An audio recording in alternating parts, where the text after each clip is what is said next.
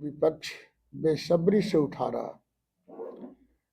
Congress party की हालात और बिहार में लालू प्रसाद जी की जो पार्टी है, जो विपक्ष का नेतृत्व कर रहा।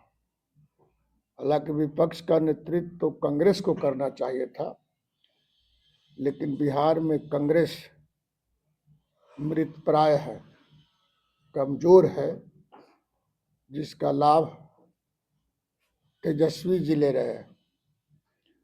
वो लोग बड़ा जोर शोर से सवाल उठा रहा है कि भारत सरकार ने जो केंद्रीय बजट पेश किया है 25 और 26 का, उस बजट में बिहार को कुछ नहीं मिला, बिहार की जनता को कुछ नहीं मिला।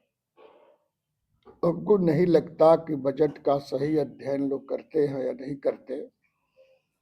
और एनडीए गठबंधन के नेता और सभी जनता और खास तौर से बिहार की 14 करोड़ जनता की तरफ से माननीय नीतीश कुमार जी ने अपनी बयान दिया कि यह बजट बिहार के लिए अच्छा है, बिहार की खुशहाली होगी, किसानों का, नौजवानों का, महिलाओं का, सब तरह के लोगों का यहाँ से विकास होगा।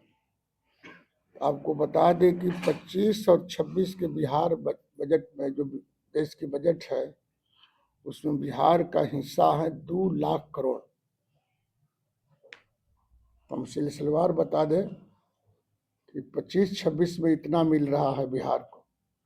अन्य योजनाओं का बात छोड़ दीजिए, हिस्सा है बजट में 41-42% मेरा हिस्सा होता है, उसके हिसाब से 2 लाख करोड़ मेरा हिस्सा होगा। आपको बता दें 22-23 में हमको मिला था 1.10 लाख करोड़, 22-23 में मिला था 1.10 लाख करोड़, 23-24 में मिला था 1.50 लाख करोड़, 24-25 में मिला था 1.78 लाख करोड़, इतना मिला था। अब फिर 25-26 को जो बजट आई है उसमें हमको मिल रहा 2 लाख करोड़। तो हमारे साथ बेईमानी नहीं हुआ। केंद्र की सरकार बिहार के जनता के साथ कोई बेईमानी नहीं किया है, बल्कि मेरा जो वाजिब हक है उस हक को परोसने की कोशिश की गई है। और सबसे बड़ी बात हम आपको बता दें तो इस बजट में कि 15,000 करोड़ केंद्र सरकार हमको ब्याज दे रही है, लोन, हमको ऋण दे रही है। भारत सरकार जो पिछड़े राज्य होता है, जहां विकास की गति को तेज करना है, तो भारत सरकार भी ऋण देती है अपने तरफ से, उनका अपना विभाग है ऋण देने वाली। तो उसमें बिहार सरकार को मिल रहा 15,000 करोड़ केंद्र सरकार वो ब्याज दे रहा है। वो ब्याज ऋण मुक्त होगा, उसका कोई सूद नहीं होगा, ब्याज मुक्त, कोई ब्याज नहीं देना है। और इसको 50 साल में लौटाना है।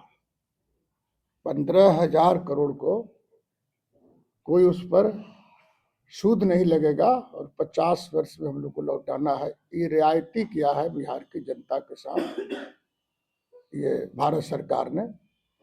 तो मेरा हिस्सा ही है, हम साथे हैं, पार्टनर है, इसलिए पार्टनर के साथ नरेंद्र मोदी जी ने बेईमानी नहीं किया है।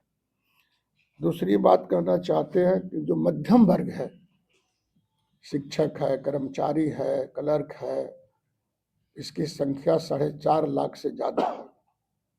वो लोग को भी जो टैक्स था 12 लाख पर कोई टैक्स नहीं।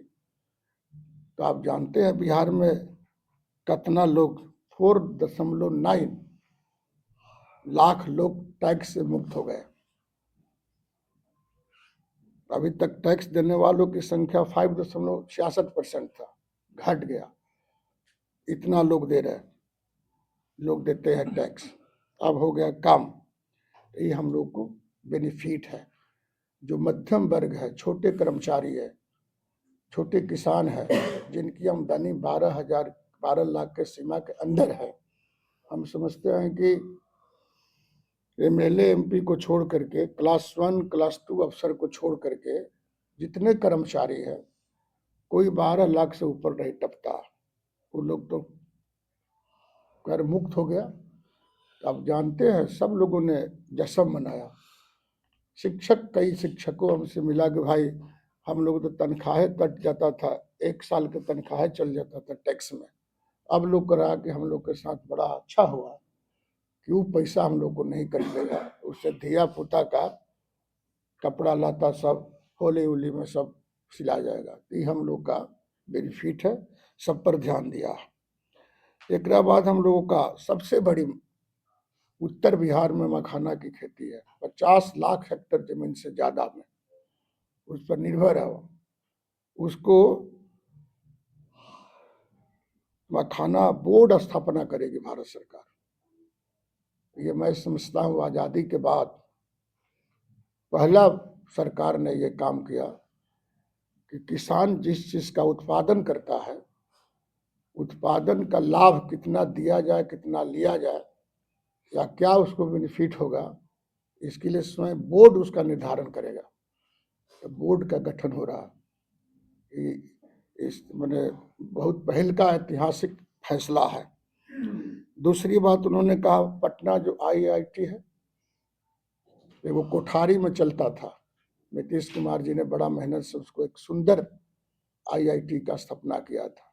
यही पर सवाल विपक्ष उठाता था, क्या हो रहा, उसका विस्तार कर दिया। 75% सीट का विस्तार हो गया। बढ़ेगा सीट